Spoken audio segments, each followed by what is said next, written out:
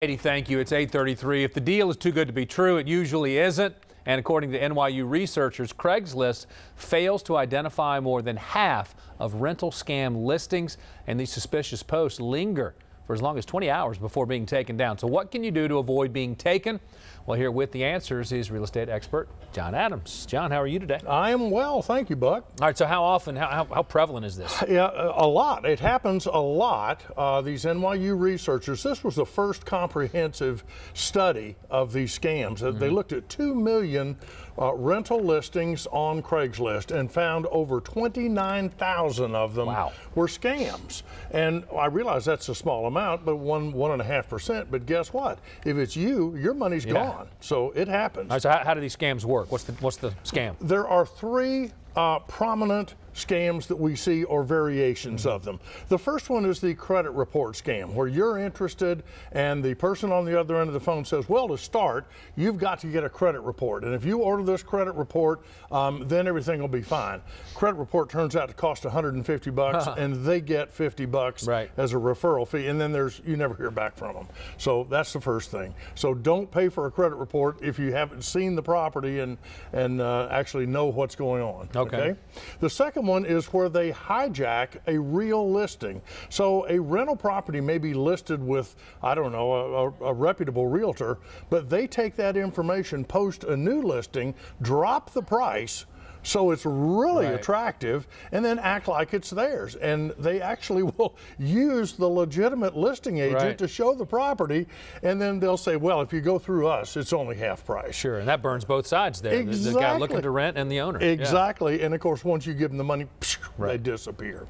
And then the final one is what we call the phantom rental, where the scammer says, okay, I represent the bank, and we have these private listings that we're not allowed to advertise, but if you'll hire us, we'll show you our secret list of special properties. Well, there is no secret list, there are no special properties, and of course your money is gone. By the way, they often call themselves realtors in order to make you think they're legitimate. Sounds good, yeah. Right, but they're not.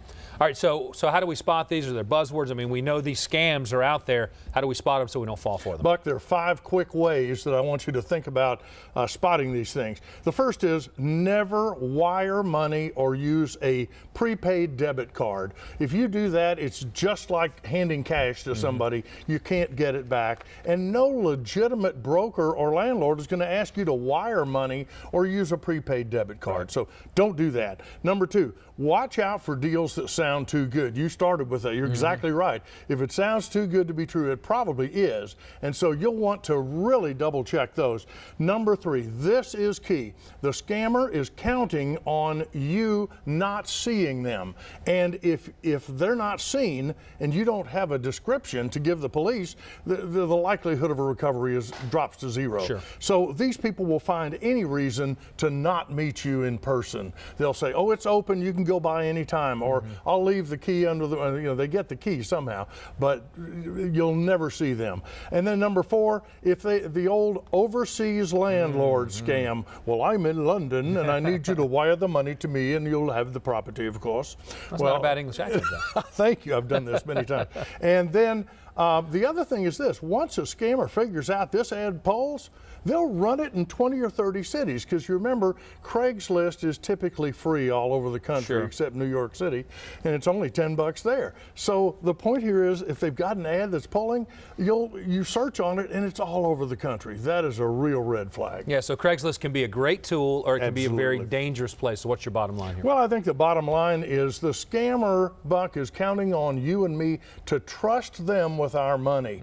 And we just need to be very, very cautious. I think the real key here is, if you haven't seen this person, if you aren't able to take a picture of them, there's a reasonable chance that they're scamming you, and don't give them any money. Okay? All right. Good advice as always. John, thanks a lot. And he's going to be here for the next hour to answer all of your real estate questions on our Fox 5 Atlanta Facebook page, so you want to definitely take advantage of that.